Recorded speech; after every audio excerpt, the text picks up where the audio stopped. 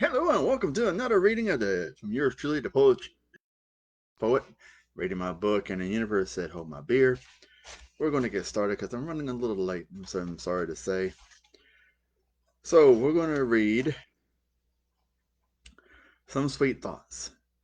Let's partake in these emotions with a little wine and some sweet thoughts. Let's get lost in the vibe of essential desire between the heaven and mind, and to break away from the things that annoy us and bore us, and wear our nerves and turn off our phones, live under the stars, getting drunk on kisses and swirling thoughts of being intertwined naked together on some beach. And that's basically was for a picture prompt of showing the beach and stuff. So, but it is what it is, as my sister calls. But I'm going to try and go through a few quick things here. The next one is called Behind Bars. Their words are a poetic prison where the sits behind bars and a blank screen. And it's basically talking about, for a word prompt, with being a poetic prison and talking about how people look at the blank screen and stuff. Now, I'm only going to do a short one here because I want to call my sister back and see how she's doing. This next one's called Guilty Runs Free. A poetic prison of lines and crosshairs that ensnares the innocent while guilty runs free. And that's the thing, is that, you're talking about how guilty people always run free, and so like innocent ones are being put behind bars. But this right here is specifically for a word prompt called Poetic Prison. This next one is the same along lines. She imprisoned me in a poetic prison of words and passion I could not escape. And it's just being held captive by somebody. And I'm going to do three more, and then I'm going to have to let it go. Just doing a short thing here. I also want to try and put this over on TikTok and see if it makes a difference. But addiction is a different kind of pain when you tie mental illness to it, in the shape of a bow from twine. The trouble with being addicted to something, it becomes a vice, and it twists you like a vice. Thoughts swim through your head about her and her body, and want to feel her naked on top of you, or lying next to her curl beside you.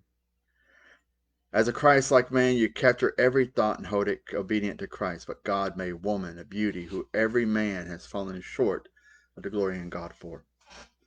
Just from desire, it's okay not to be okay. You tell yourself, and it's just thoughts of suicide run through your skull.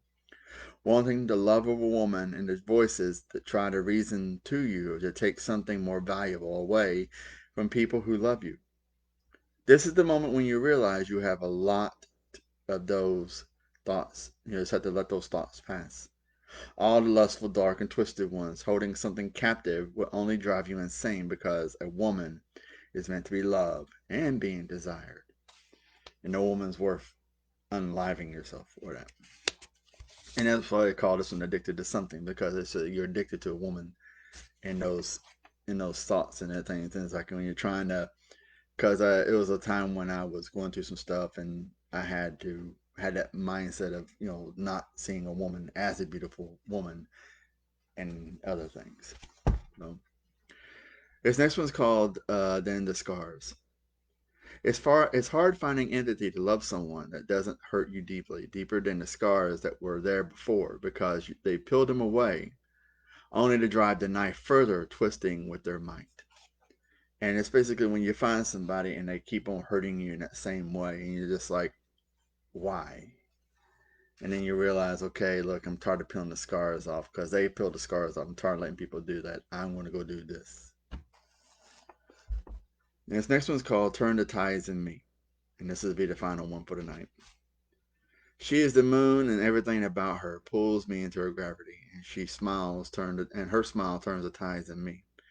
Just enough to ride to meet the challenge, and she is the light in the darkness who guides me through the forest at night. There is no one I love more as deep as her, even when she phases through her emotions with every turn.